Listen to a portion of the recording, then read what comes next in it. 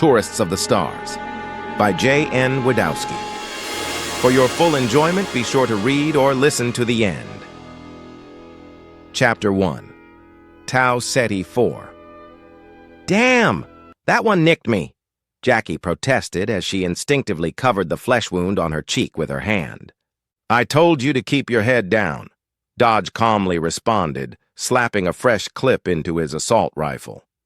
These people are very emotional, no sense of levity at all.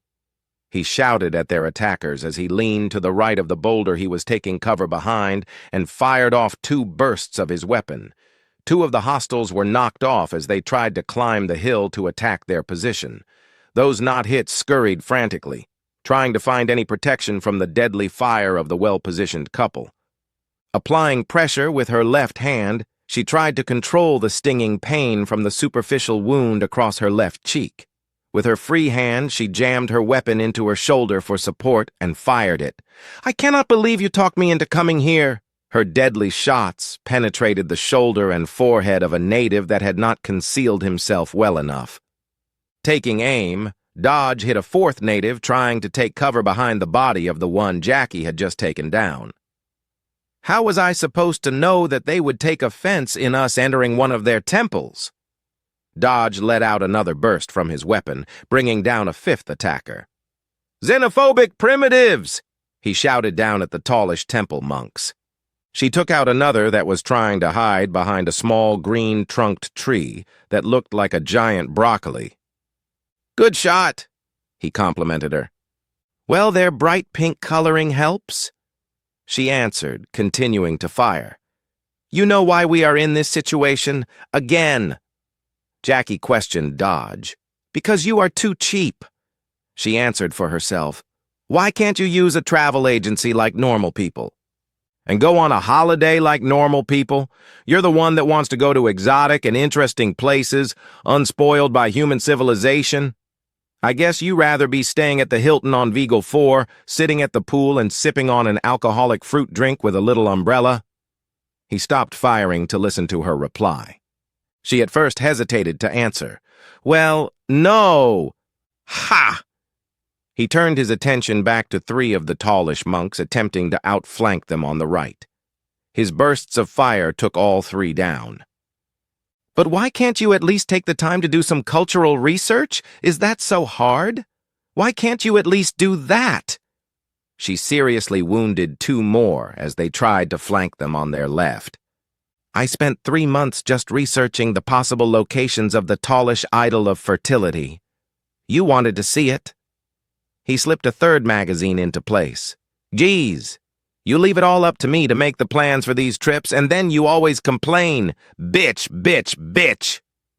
Jackie angrily swung around, pointing her barrel into his face. Don't you dare talk to me that way, she shouted, sniffling back tears.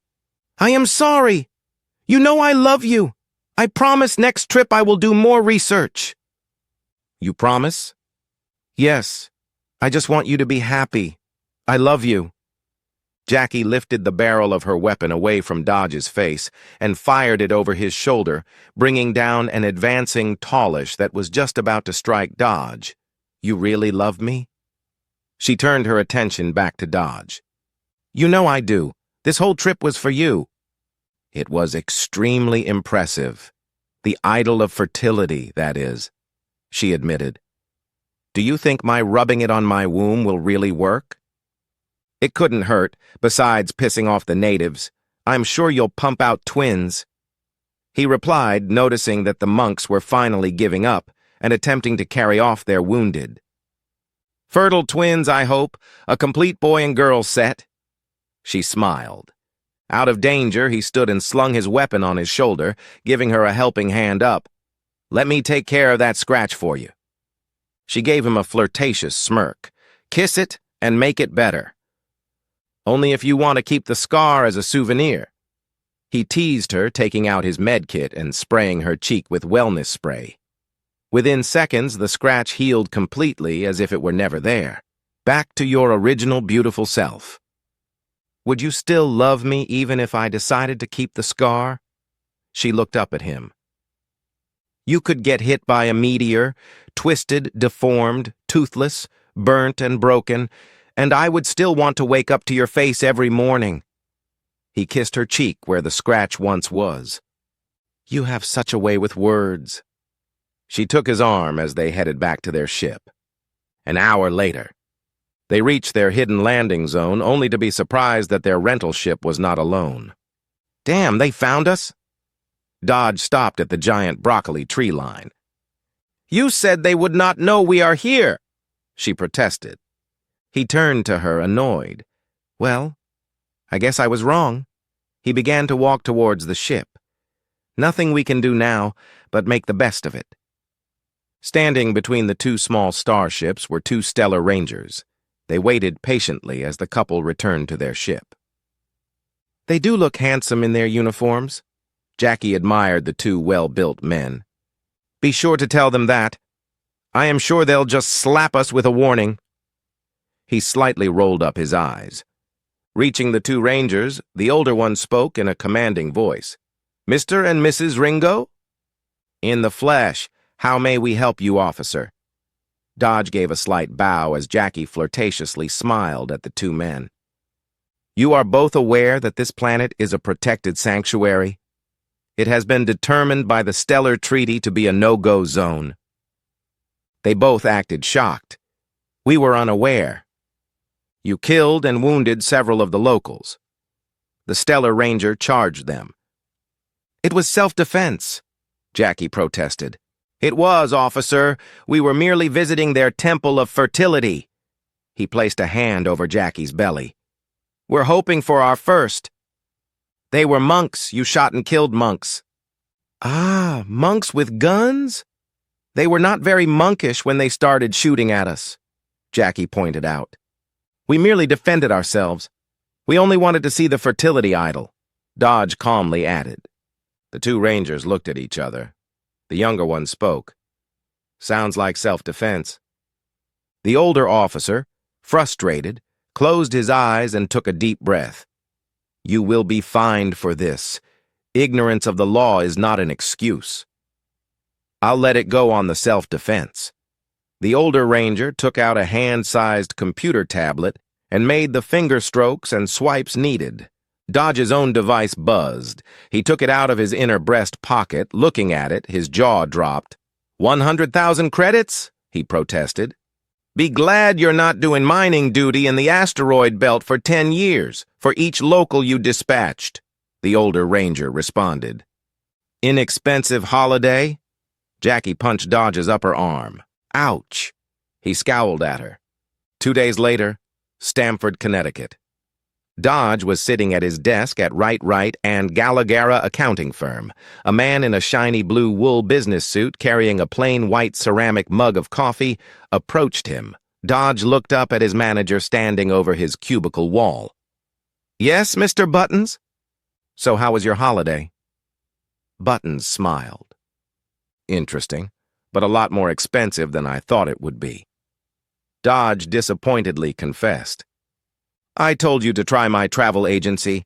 Their star cruise ships are amazing, rings of Saturn, lava moons of Delta Pavonis."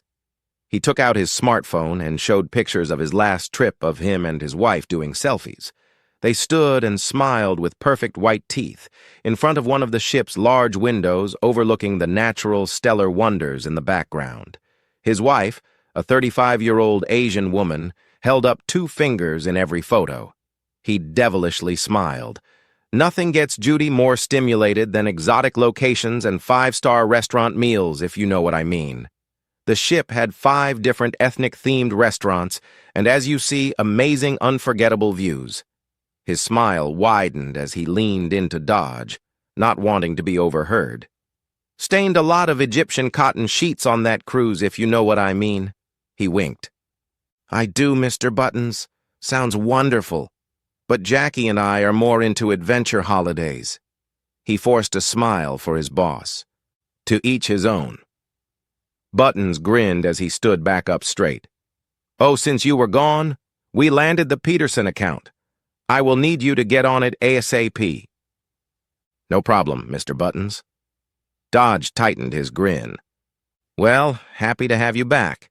He smiled and walked away, sipping his coffee. 8 hours later, home. Dodge entered. "What's for dinner?" A black and white domestic robot stuck its head out of the kitchen. "Baked shells in meat sauce, sir." Jackie walked down the flight of stairs from the bedrooms.